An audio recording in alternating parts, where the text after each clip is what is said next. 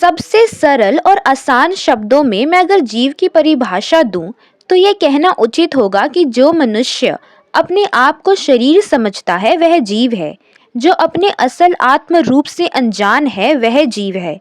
आज इस लेख में हम जीव के बारे में समझेंगे, जानेंगे कि अपने अंदर से जीव भाव कैसे खत्म किया जा सकता है, अपनी आत्मा को परमात्मा से कैसे मिलाया जा सकता है।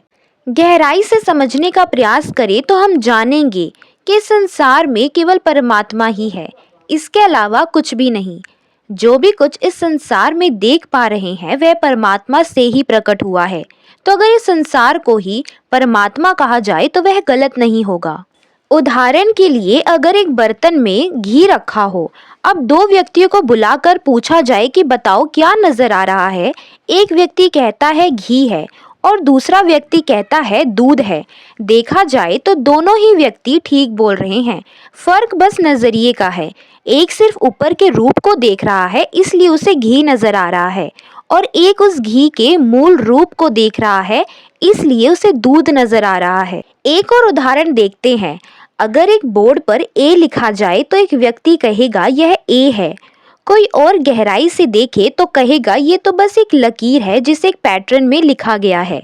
वहीं जो और गहराई से देखेगा उसे सिवाय स्याही के कुछ नजर नहीं आएगा। उसी प्रकार यह परमात्मा ही है जो अनेक रूप धारण किए हमारे अंग संग साकार रूप में विराजमान है।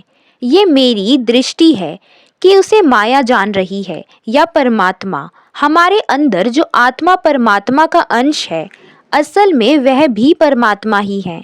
बस इंसानों को समझाने के भाव से इसे आत्मा कहा जाता है, लेकिन असल में सिवाय परमात्मा के कुछ नहीं। अब जो व्यक्ति इस गहराई को जान जाता है तो उसे यह समझ आ जाता है कि मेरा स्रोत तो परमात्मा ही है, मैं परमात्मा का ही अंश हूँ, मेरा तो कोई वजूद ही नहीं। ये पांच तत्व तो एक दिन इन पांच तत्वों में मिल जाना है। छठा जो आत्मा बचती है वह ही मैं हूँ और मुझे सीधा परमात्मा में विलीन होना है। लेकिन जो व्यक्ति इस सच्चाई से अनजान अपने आप को ही सब कुछ मान लेता है, अपने आप को ही शरीर कहता है, वह सबसे बड़ा मूर्ख है। उस मनुष्य की यही अज्ञानता उसे जीव बना देती है। अब चूंकि पूरे जीवन काल वह अपने आप को शरीर मानता है, तो मरने के बाद उसका मैं भाव किसी और के शरीर को धारण कर लेता है और वह यूं ही जन्म मरण के चक्कर में फंस जाता है। उस मनुष्य की यही अज्ञानता उसे जीव बना देती है। अब चूंकि पूरे जीवन काल वह अपने आप को शरीर मानता है, तो मरने के बाद उसका मैं भाव किसी और के शरीर को धारण कर लेता है और वह यूं ही जन्म मरण के चक्कर में फंस जाता है। लेकिन ज्ञानी जन अपनी हकीकत को जान जाते हैं और वह आत्म भाव में जीना शुरू कर देते हैं। मृत्यु के बाद वह सीधा परमात्मा में विलीन हो जाते हैं। ऐसे जन का जन्म मरण नहीं होता, क्योंकि जीते जी ज्ञान पाकर वह अपने आप को शरीर से ऊपर उठा लेते हैं। जीवन भर वह आत्मिक अवस्था में जीता है। दुख सुख भी उसी व्यक्ति को परेशान करते हैं जो खुद को शरीर से जोड़कर रखता है। पर जो व्यक्ति आत्मिक अवस्था में है, फिर शरीर के सुख दुख आखिर उसे कैसे परेशान या विचलित कर सकते हैं।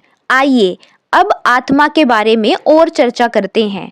खैर, आत्मा अंदर और परमात्मा बाहर, ये सब मन का भेद है। असल में अंदर बाहर सब परमात्मा ही है।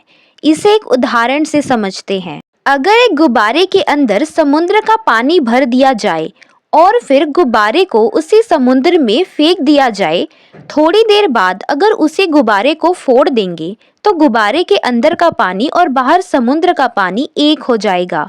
फिर कोई बता सकता है कि गुब्बारे का पानी कौन सा है और समुद्र का पानी कौन सा है?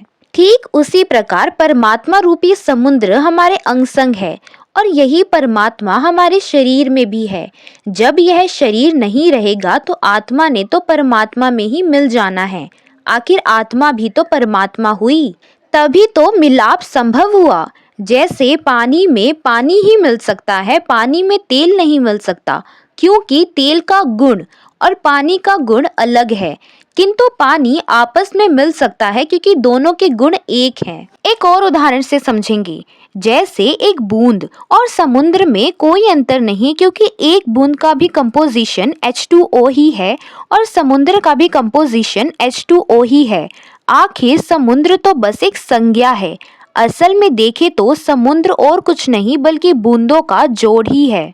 वैसे ही हम भी परमात्मा से ही प्रकट हुए हैं, तो हमारे अंदर भी परमात्मा ही है, या ये कहें हमारे शरीर का एक एक कण परमात्मा ही है। जैसे घी का एक एक कण दूध ही है, वह तो बस दूध ने घी का रूप लिया हुआ है, बस कहने के लिए कह देते हैं कि यह घी है। वैसे ही हम इंसानों को समझने के लिए यह कह दिया जाता है कि हम शरीर हैं और हमारे अंदर यह आत्मा, पर असल में सब गोविंद है, सब गोविंद है, सिवाय इस एक शक्ति के इस पूरे ब्रह्मांड में और कुछ नहीं। अगर आपको हमारी वीडियो पसंद आई हो तो हमारे चैनल को सब्सक्राइब कीजिए और अपने विचारों को कमेंट सेक्शन में ज़रूर बताइए।